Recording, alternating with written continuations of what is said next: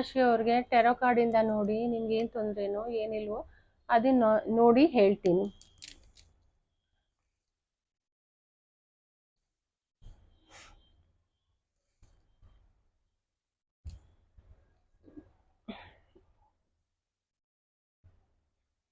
ಧನು ರಾಶಿಯವರ್ಗೆ ಏನು ಅಂದರೆ ನಿಮಗೆ ಸ್ವಲ್ಪ ಕೋರ್ಟ್ ಕಚೇರಿ ಇದು ತೊಂದರೆ ಉಂಟು. ಕೋರ್ಟ್ ಕಚೇರಿ ಇದರಲ್ಲಿ ಹೋಗ್ಬೋದು ಅನಿಸುತ್ತೆ. ಅದೇನು ನಿಮಗೆ ಕೇಸ್ ಸಾಲ್ವ್ ಆಗುತ್ತೆ. ನೀವು ಹಾಗಾದ್ರೆ ನೀವು ಹೋದರೆ ನೀವು ಕೋರ್ಟ್ ಕಚೇರಿಯಲ್ಲಿ ಹೋಗಬೇಕು ಅಂತ ಇದೆ, ಅಲ್ಲಿ ನಿಮ್ಗೆ ಏನೇನೋ ತೊಂದರೆಗಳಿದೆ, ಅದಕ್ಕೋಸ್ಕರವಾಗಿ ನೀವು ಹೋಗ್ತೀರಾ ಅಂತ ಹೇಳಿದರೆ ನಿಮಗೆ ಅದು ಬರೋ ವಾರ ನಿಮಗೆ ಅದು ಸಾಲ್ವ್ ಆಗುತ್ತೆ.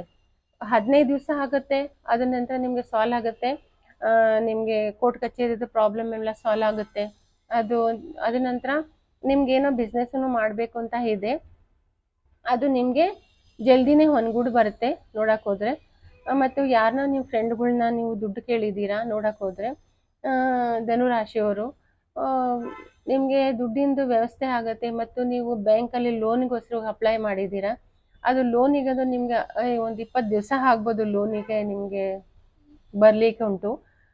ಮತ್ತು ನೀವು ಅದು ಬಿಸ್ನೆಸ್ ಮಾಡಿ. ಅದೇ ನಾನು ಒಂದು ವಿಷಯ ಅಂತ ಹೇಳಿದ್ರೆ, ಇದರಿಂದ ನೀವು ಬಿಸ್ನೆಸ್ಸು ವಿಚಾರ ಮಾಡಿ ನೀವು ಅದು ಕೆಲಸ ಮಾಡಿ. ಏಕೆಂದರೆ ನಿಮಗೆ ಅದು ನೀವು ಲೋನ್ ತೊಗೊಂಡು ನೀವು ಆ ಕೆಲಸ ಮಾಡಿದರೆ ನಿಮಗೆ ಲಾಸ್ ಆಗೋದೂ ಉಂಟು ನೋಡೋಕ್ಕೋದ್ರೆ. ಅದರಿಂದ ನೀವು ಅದೇ ನೋಡಿ ವಿಚಾರ ಮಾಡಿ ಲೋನ್ ತೊಗೊಂಡು ನೀವು ಆ ಕೆಲಸಕ್ಕೆ ಬಿಸ್ನೆಸ್ಗೆ ಹಾಕಿ. ಏಕೆಂದರೆ ನಿಮ್ಮ ಕುಂಡಲಿಯಲ್ಲಿ ಶನಿ ಸರಿ ಇಲ್ಲ, ನೀಚದಲ್ಲಿ ಕುಂತ್ಕೊಂಡಿದ್ದಾರೆ. ಅದಕ್ಕೋಸ್ಕರವಾಗಿ ನೀವು ಸ್ವಲ್ಪ ಹುಷಾರಾಗಿದ್ಕೊಂಡು ನೀವು ಕೆಲಸ ಮಾಡಬೇಕಾಗತ್ತೆ. ದೊಡ್ಡವ್ರನ್ನ ಮನೇಲಿ ಕೇಳಿಕೊಂಡು ಅದು ಮಾಡಿಕೊಂಡು ನೀವು ಮಾಡಿ ಕೆಲಸಗಳು.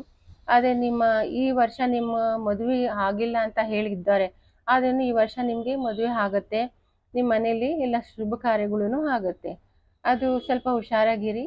ಹೊರಗಡೆ ಹೋಗೋವಾಗ ನಿಮಗೆ ಗಾಡಿಗಳಿಂದ ನೀವು ಹುಷಾರಾಗಿ ಹೋಗಿ. ನಿಮ್ಮ ಮೈ ಚೆನ್ನಾಗಿಟ್ಕೊಳ್ಳಿ. ಟೆರೋ ಕಾರ್ಡ್ ಹೇಳ್ತಾ ಇದೆ, ನಿಮ್ಮ ಮೈನ ಚೆನ್ನಾಗಿಟ್ಕೊಂಡು ನೀವು ಅದೇ ಮಾಡ್ಕೊಂಡು ಹೋಗಿ, ಒಳ್ಳೆಯದಾಗುತ್ತೆ. ನಮಸ್ಕಾರ.